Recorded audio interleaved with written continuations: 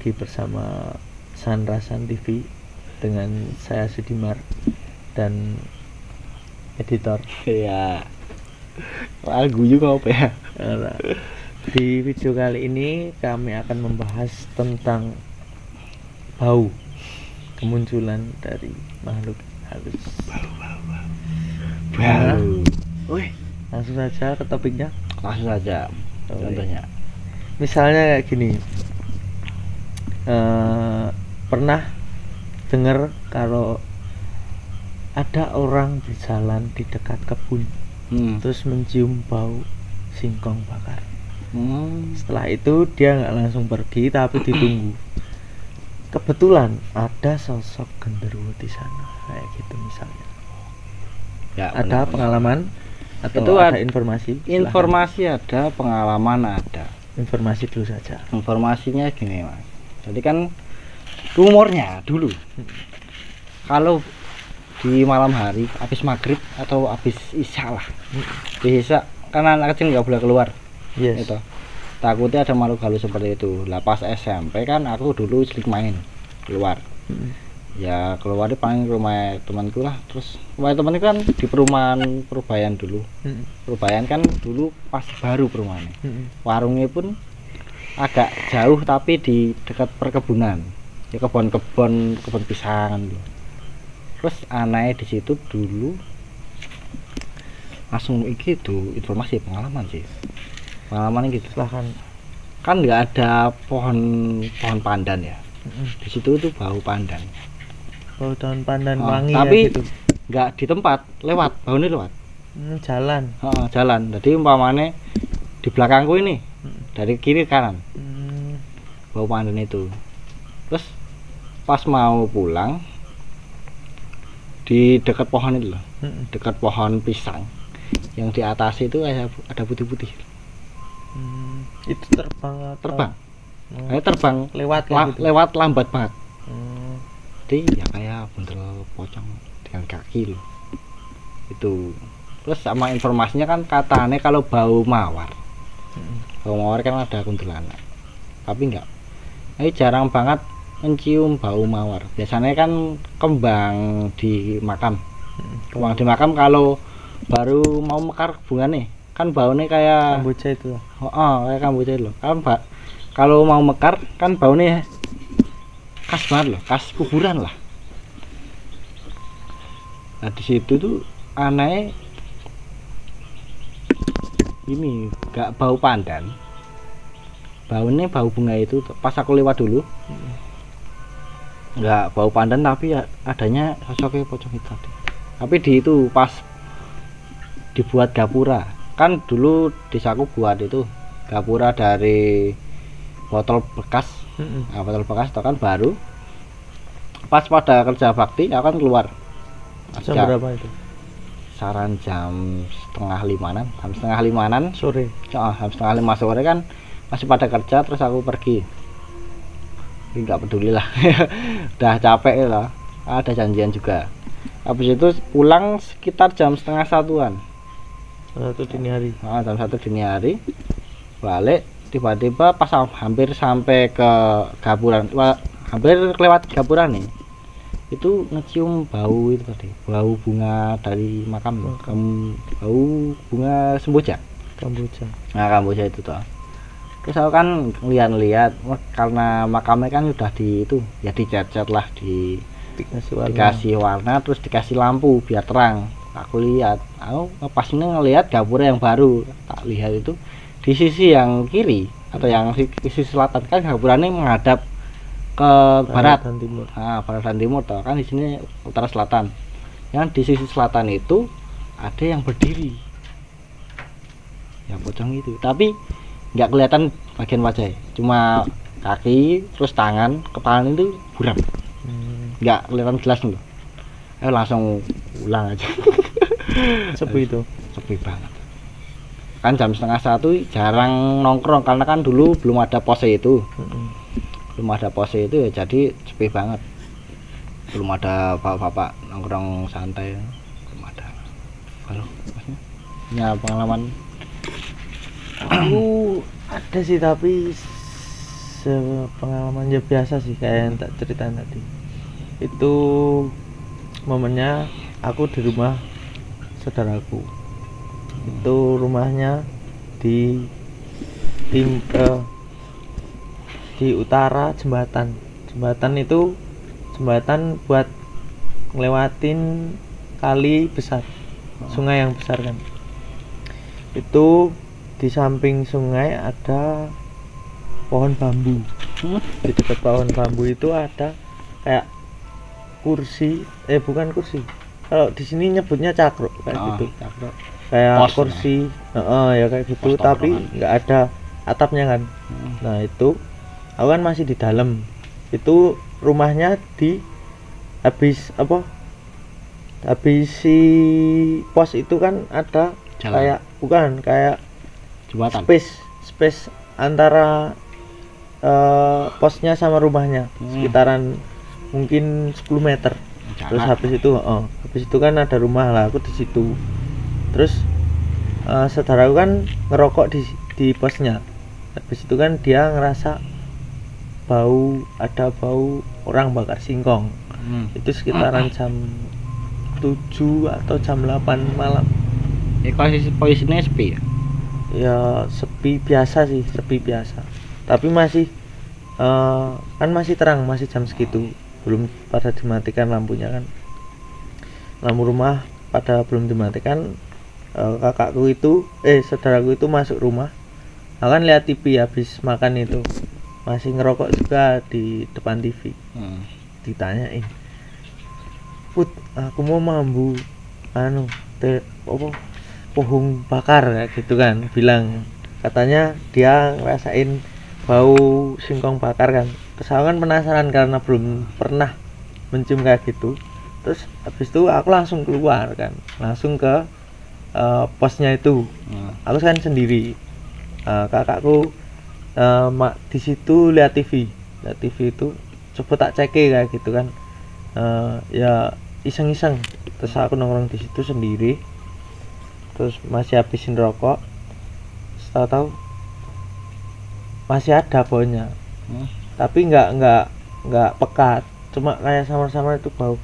Terus tak lihat itu kan padahal di samping baratnya bambu itu ada kandang babi. Nah, kandang babi itu habis kandang babi, terus timurnya itu bambu. Nah itu di selatannya kan sungai. Nah yang rumah saudaraku itu jejer berdampingan sama yang baratnya. Jadi di situ nggak ada rumah yang dari baunya itu loh, nggak ada rumah kan, nggak ada space juga buat bakar-bakar. Terus itu bau dari mana kan juga aneh kan, tapi nggak ada keluar sosok sih ya, coba tapi ya cuma bau ya. Akan juga iseng-iseng foto, tak foto nggak ada juga. Terus atau mungkin kan dia nggak mau melihatkan sosoknya, atau mungkin dia sebenarnya mau nampakin sosok tapi sama saudaraku bukan sama aku. Mungkin kan kayak gitu juga bisa kan. Bisa. Terus habis itu kan aku masuk ke dalam, tak bilangin mamune jenek tapi tipis kayak gitu. Menurutku kan tipis, mambu banget kayak gitu. Asapnya juga sampai keluar. Asap. Padahal itu kan kelihatan kan, di sampingnya, di baratnya pas dari bambu itu nggak ada space, langsung kandang babi. Dan itu asapnya menurut saudaraku itu di tengah-tengahnya. Apa mungkin ada orang bakar di bawahnya pohon bawahnya bambu? Kan nggak mungkin kan. Di situ kan banyak daun kering. Itu beresiko banget buat kebakaran kan kayak gitu. Iya. Jadi kan nggak mungkin, nggak logikanya. Iya. Sama ini mas. Kan yang akhir-akhir ini kan aku sering itu direkomendasiin nonton, kalau suka horor nonton ini pengalaman horor pendaki gunung.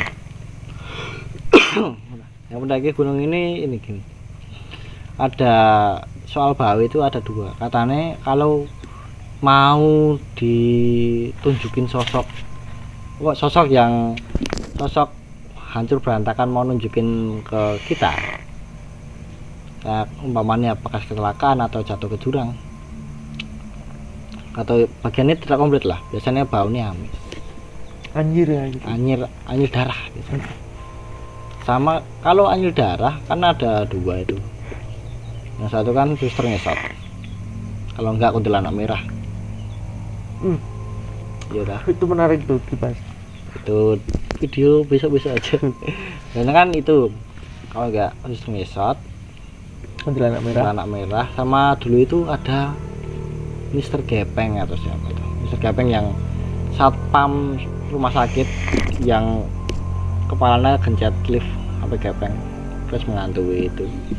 Ya ini anehnya di pegunungan, katanya sosok yang apa, wujudnya tidak komplit, yang bawahnya kepalanya hancur atau gimana atau badannya nggak utuh, itu baunya amis. Terus soal bau pandan tadi, kan rumornya dulu itu sama yang pernah tak lihat lah, itu pandan tuh kalau nggak pocong ya pocong, Selain itu nggak ada. Terus pas aku nonton video nih pendaki gunung, itu cerita tentang mas sama dua orang cewek cowok ini, yang cewek kan lagi mens terus ngebuang pembalut sembarangan, habis itu turun digangguin akhirnya kan yang cowok disuruh ke atas syaratnya biar bisa balik. pulang, bisa pulang. Disuruh ngambil pembalut tuh. Padahal itu sudah sampai bawah ya. Udah sampai bawah itu. Terus pas mau ngambil balut itu ditemenin sama mas-mas loh, sama loh. Katanya diceritain sama bapak itu ya, sama soal bau darah, bau pandan dan sebagainya. Tapi anehnya bau pandan ini berbeda.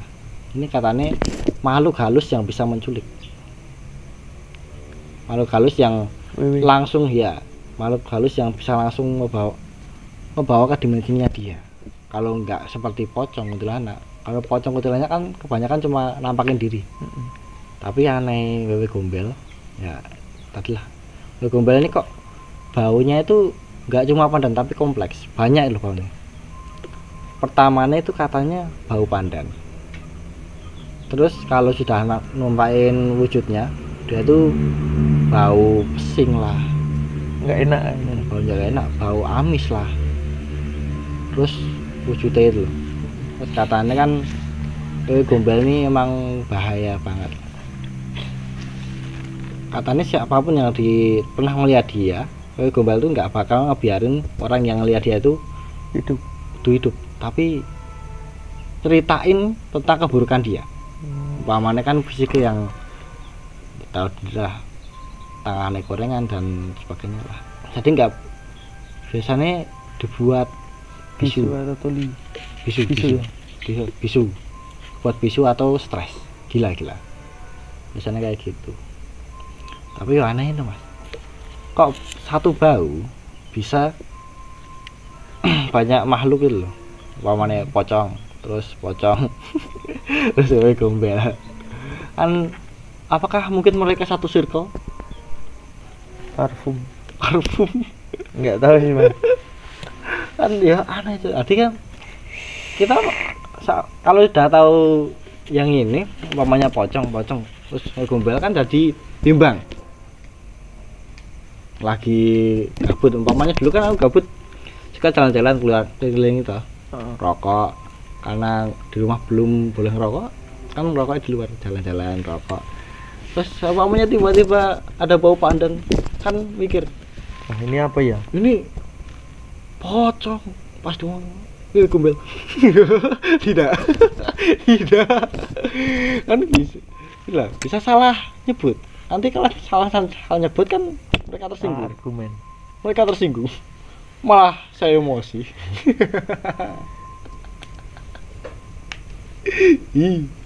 Malah rawur cuy.